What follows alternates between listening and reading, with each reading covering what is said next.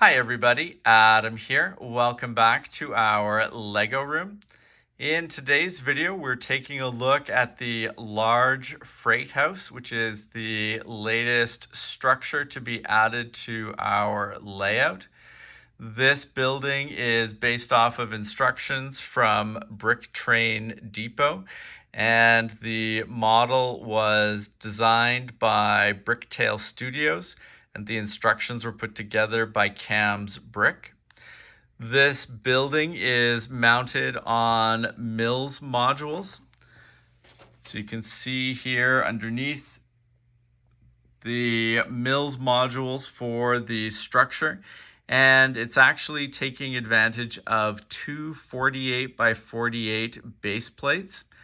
A little different from what I typically use. Normally everything's on 32 by 32 or 16 by 32 base plates, but the instructions for this build recommended the 48 by 48 base plates, and I had a couple of them available to use here in the Lego room, so I thought we would try that out. And I think it's worked out pretty well.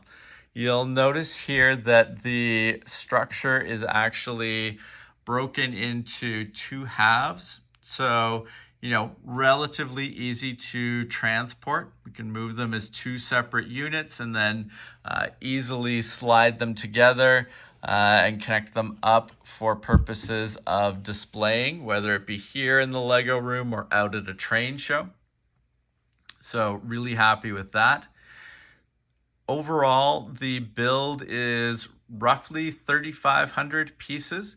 It's quite a sizable build, but I think it makes great use of those parts, and really happy with how the overall structure has come together. Couple things that are missing off of the build at the moment. You'll notice there's a couple of flower beds on the front side of the structure here.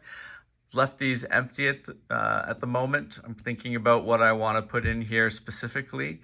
And you'll notice on the instructions, they show a tree out front and some little grass bits around different parts of the building. I've left that all out for the time being. I want to see, as I use this structure around the layout here and take it out to train shows, what landscaping works best with it. I will try a few different types of trees here, some different flowers in the flower bed, but I'm going to sort of experiment a bit before I commit to specific landscaping for the building. Couple of interesting details that really pop on the building for me and that I'm a big fan of. I like the roof design, both the roof here on the front of the structure and then the roof on the back as well. Really interesting, sort of process for putting those together. Interesting use of parts. I think they look great, and they're a bit different from the other rooftops and types of structures I have around the layout, which I really appreciate. Always great to have, some different looking buildings, some contrast. And, this is definitely a really nice looking structure to be adding to the layout here. With that roof look, I also like what they've done with the colors. I think it's neat to have the gray base here with the brown upper floors for the building. And then the blue windows add a lot as well, a nice little pop of color on the different sides of the building. Other interesting details, I think that the staircase here on the front of the building and then the one on the back look great. Really fun to see those there. I think they add a lot to the look of the building. Now, currently I haven't added any lighting to the Mills module here that represents the freight house. The interior of the freight house does not have, it's basically empty. It doesn't have anything in particular inside at the moment. So if I was to add lighting, I would probably do it only around the exterior of the building in the short term. There's definitely opportunities to add some different builds to the inside to kind of flesh out and add some interior detail.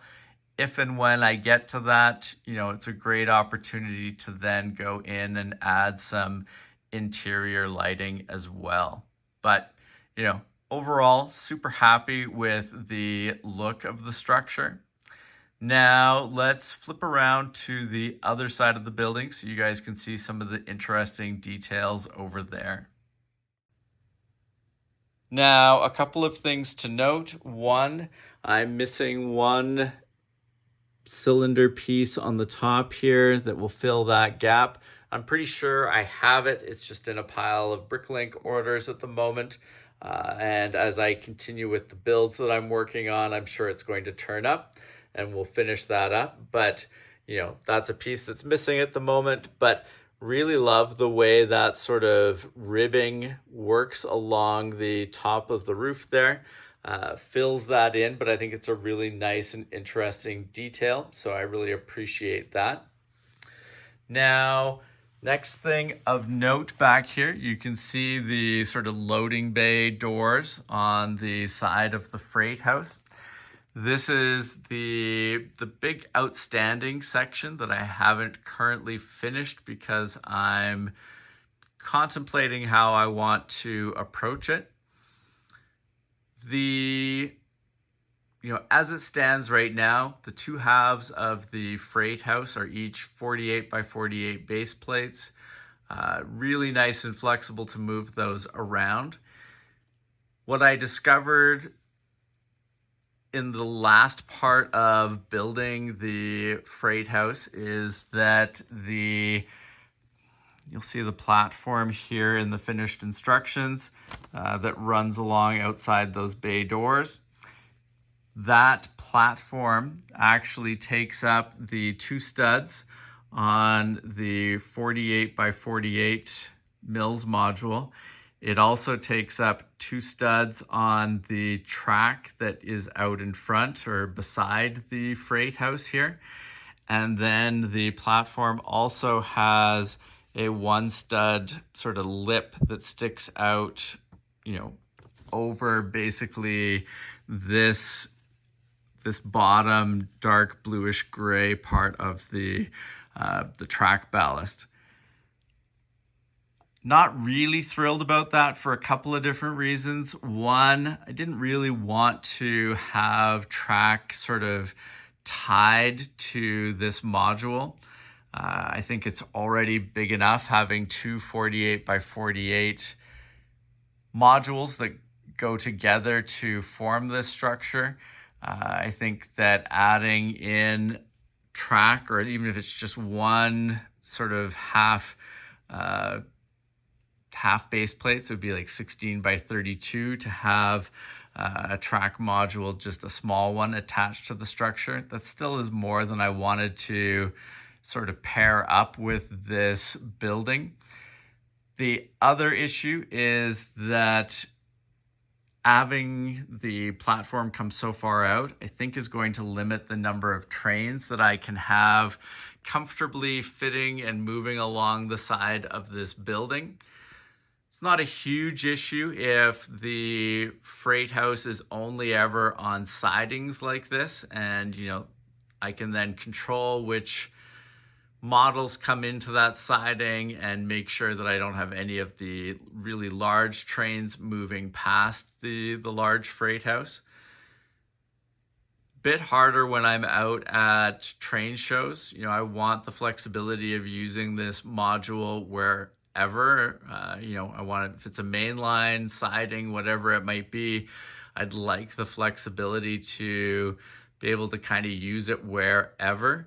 And this is definitely going to restrict that if I go for the full platform that they have in the instructions. So I haven't made my mind up yet what I'm going to do. I'm curious for feedback from you guys.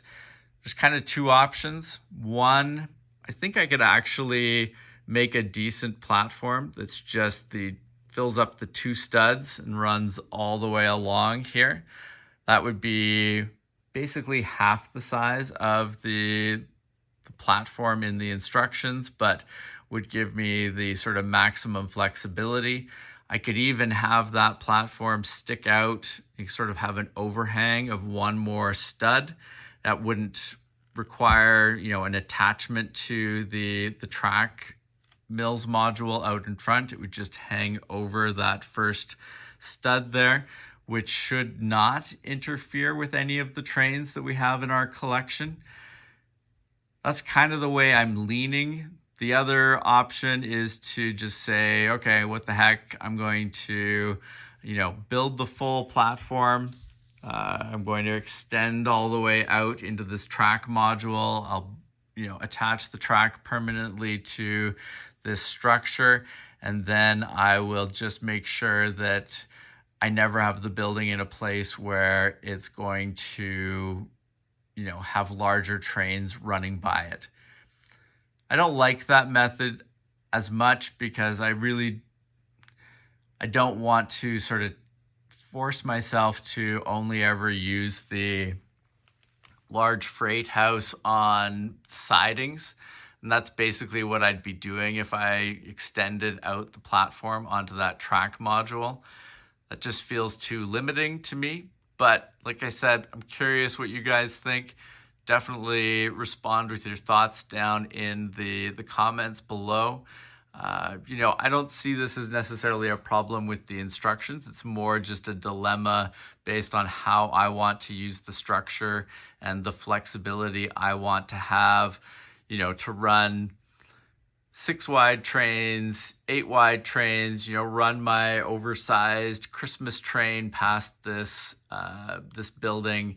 I want to be able to run all of those different trains without any fear of what might happen, as they go past this structure. So I'll probably finish this off in the next couple of days here with this platform once I come to a conclusion on what I want to do there. So you'll see that in an upcoming tour of the Lego room. I'll show you guys which way I go. But like I said, please comment down below. I'm interested to hear what you guys think about what I should do here. But, like I said, overall, really happy with the large freight house. I think it's got a really interesting silhouette, lots of interesting opportunities to, have some exterior lights here. I think that it'll be cool to have some box cars displayed out in front of the freight house here on the track, it's kind of signifying the ability to load or unload those box cars at the freight house here. And, I think this is going to be a great addition to our layout here and our collection in general. I do have to say, if you have not checked out Brick Train Depot, highly recommend going and visiting their site. A lot of amazing instruction sets for buildings, locomotives, train cars, really cool stuff. I've built a number of their models and I've got several more in the queue to build. So can't recommend them enough. And if you have not subscribed to our channel, please make sure to do so that you don't miss out on any of our upcoming videos. And thank you guys very much for watching. We will see you again soon. Take care. Bye.